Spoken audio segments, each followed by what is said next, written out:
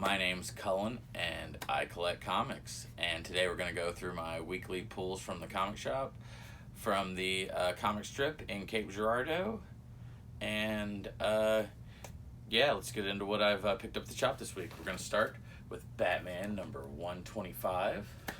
This is the beginning of Chip Zdarsky's run of Batman that he's doing, so it should be pretty good.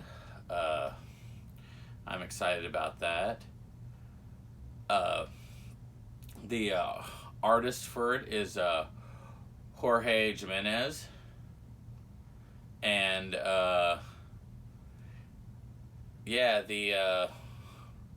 also Belen Ortega, and the cover is by Jorge Jimenez, and this is actually a key book. It's going to be the cameo first appearance of Failsafe.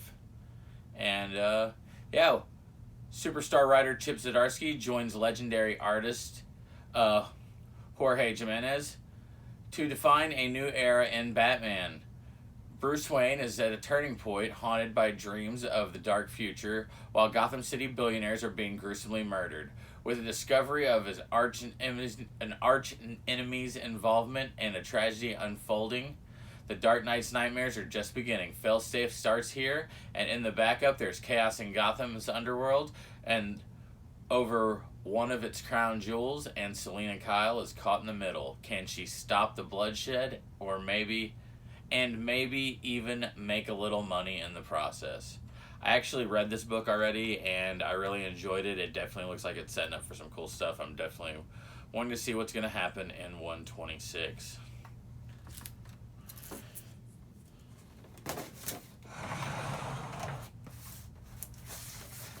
The next issue I picked up would be Batman 89. And the cover for this is by Joe Quinones, and the writer is Sam Hamm, and this is issue number 6 of 6, so this is the end of it. So finally, I'm actually going to get around to reading this now that it's over. I've been kind of putting it off, but I'm definitely interested, because, I mean, it's a sequel to the Tim Burton Batman kind of stuff. So, all right, let's get on with this. And it's a battle between former friends at the heart of Gotham as Batman faces down Harvey Dent. Can Bruce Wayne save his friend before he goes too far? What does this mean for the future of Gotham City? All right. Now we've got Batman Beyond Neo Year. And this is issue number 4. And it has a Max Dunbar cover. And I believe the interiors are also Max Dunbar. And the writers are Jackson Lansing and Colin Kelly. The Sword of Gotham strikes. Neo Gotham gave Terry McGinnis a chance to leave. He was warned Batman could not live in the new city. Terry refused, and now he'll have to live with the consequence. Fight for his life with Neo Gotham's unstoppable soldier, the Sword of Gotham. Tonight's Batman Beyond falls. Alright. Next Batman book that came out this week, Batman Killing Time. And this book has got a David Marquez cover. Obviously, he's the artist also on this. Tom King's doing the writing, just like he has for each issue, just like they have for all these issues. Heist of the Century has gone so far sideways that an all-out and very bloody gang war is imminent, with Batman, the Riddler, and Catwoman caught in the crossfire. What is the mysterious object that so many are willing to murder so many for, and how does it connect to Bruce Wayne? As we reach the climax of this thrilling series, the clock strikes again at its deadly hour. The time for killing is here. And yes, this was Batman Killing Time issue, what was this, issue 5? Yes, of 6. So we got one more of this. Next, we're moving on to Dark Crisis 2 of 7. I can't wait to open this and check it out. It's got a Daniel Sampierre cover, and it is written by Joshua Williamson. The House of Nightwing burns. As the good of the people mourn the loss of the Justice League, the forces of evil have seized the opportunity to wreak havoc in the world without its heroes. Leading the charge is a superpowered Slade Wilson. But this time, there's something dark fueling his rage. With a massive army laying siege to Titan's Tower, only Nightwing will have what it takes to stand in the way of Deathstroke's forces. But is this a fight Dick Grayson can win? Look up in the sky. Reinforcements are on the way. It's a bird, it's a plane, it's Cyborg Superman. The world burns as Pariah and the Great Darkness make their play for planet Earth in this jaw-dropping second issue. Alright, yeah, I'm definitely ready to read that for all the Nightwing stuff in it. Ready, see what we're on to now. Did we just move on to, I believe, no, we're moving on Flashpoint, didn't we? Yeah. Flashpoint Beyond. It's got a Mitch Gerads cover. And let's see. It's written by Jeff Johns, Tim Sheridan, and Jeremy Adams. And the artist is Zermanico.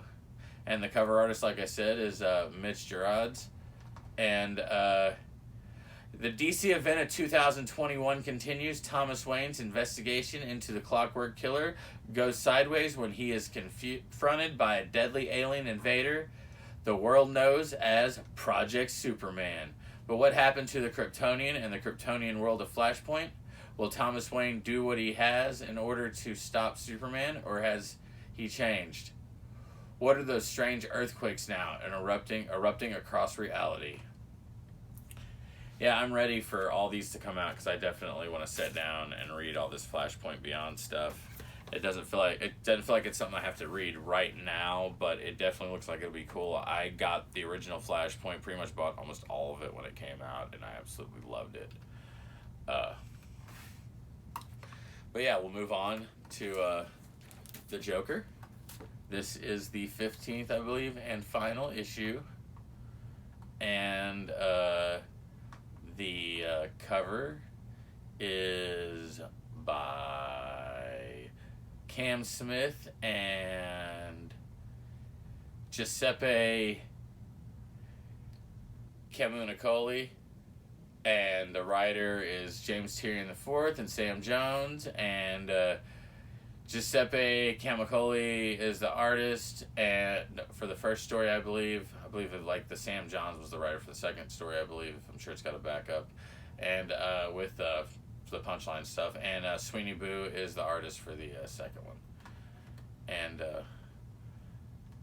yeah, I'm sad to see this Joker story end, but it's always pretty good. They've never been able to keep a Joker story running, though. It loses interest just about all the time, so I totally get that. Like, I mean, he's not, like, I'm glad they tried it again, though. Monkey Prince, number 6. I really like this character. And it's, of course, got a Bernard Chang cover. The interior art is Bernard Chang also. The writer is Jean Luen Yang. And, Marcus finds himself and his traveling henchpeople parents in Amnesty Bay on their next villains gig with Black Manta, only means one thing. Monkey Prince finds himself in yet another new high school, but with a mysterious goth girl named Sandra, who appears in school. Monkey Prince discovers that she's the key to finding Monkey Prince's Jinju Bang, in which is located somewhere in Atlantis. So, yeah, more of this Monkey Prince. Definitely cool character. Loving some of it. Ready to read this one. We're going to move on, though, to the Poison Ivy, number 2. This one has the Jessica Fawn cover. And, let's see, G. Willow Wilson is the writer. Artist is Marcio Takara. And, yeah, destroying humanity is a lot of work, and a girl's gotta eat. On her journey of doom mankind, on her journey to doom mankind, Ivy makes a pit stop at a roadside restaurant, where she meets a hungry poet who makes her question her motives, at least until the cops show up. Ivy has left Gotham, but she can't seem to escape the law. Yeah, I always love me some Ivy stuff. This is a great cover, too. Definitely I'm definitely digging it. Then the last book I have of DC that came out, I always save these magazine size black labels for last if I even go with them. But yeah, DC Blaze, I've gotten Suicide Blaze, I've gotten all these. It's let's see, it does not give me any of the actual content on here about who did the interiors or anything, but see, I know that I think Simon Spurrier is, I believe, the writer, and Aaron Campbell's doing the art. But after the blood-soaked events of the last issue, there are no heroes left with strength to take on the cannibal killer, with the possible exception of, believe it or not, one Michael Van Zandt. But when Michael Van Zandt learns the truth about both the killer's true nature and that of the powers he's been given, humanity might have a lot more to fear than one flying carnivore. Alright, now we're going to move on to the Marvel stuff that I got this week. And, yeah, Amazing Spider-Man. It's issue number 5 already. And, yeah, we're getting up there towards that 900, aren't we? Zeb Wells is the writer still, obviously. John Romita Jr. is doing the art. At the end of the first arc of this historic new volume is here, and you won't believe what we're putting the web-slinger through. Spider-Man and Tombstone have their most brutal battle ever, but I fear the worst damage to Peter isn't going to be physical. Also, did you notice that Amazing Spider-Man Legacy number... This is Amazing Spider-Man Legacy number 899. That means the next issue is ... Of course, we do know. Every single solicitation that they have given us for these books has told us that Amazing Spider-Man 900 is coming up. We know. Still love it, though. And then we're moving on to my last book, which is Legion of X. And this is the 3rd issue. And I'm loving Nightcrawler running on this thing. I love, the only reason I've really been picking up his books is how much I've always loved Nightcrawler. Simon Spurrier's the writer. Janeth Balzaldua-Nava is the artist. And the cover artist is D.K. Ruan. And, to be mad is to be divine, and Arakai, figurative god, is lurking somewhere in the shadows of Krakoa. I don't know why I always say Krakoa wrong. And weaponless Zen must track them down or face destruction at the hands of the terrifying Okasarada. After hitting a number of dead zones, Zen and Nightcrawler turn to the astral plane for answers. Meanwhile, Pixie lures Skinjacker out of hiding to help Juggernaut and Doctor Strange. So, yeah, these were my pulls for the week, and I'm probably going to make some more videos this weekend because I have a whole month's worth of Things from Another World that I haven't unpacked that I'm probably getting ready to do right now soon, hopefully. But I'm going to go ahead and run this video footage and... roll the books, and I will holler at you guys later. Thanks for watching. Hit like and subscribe.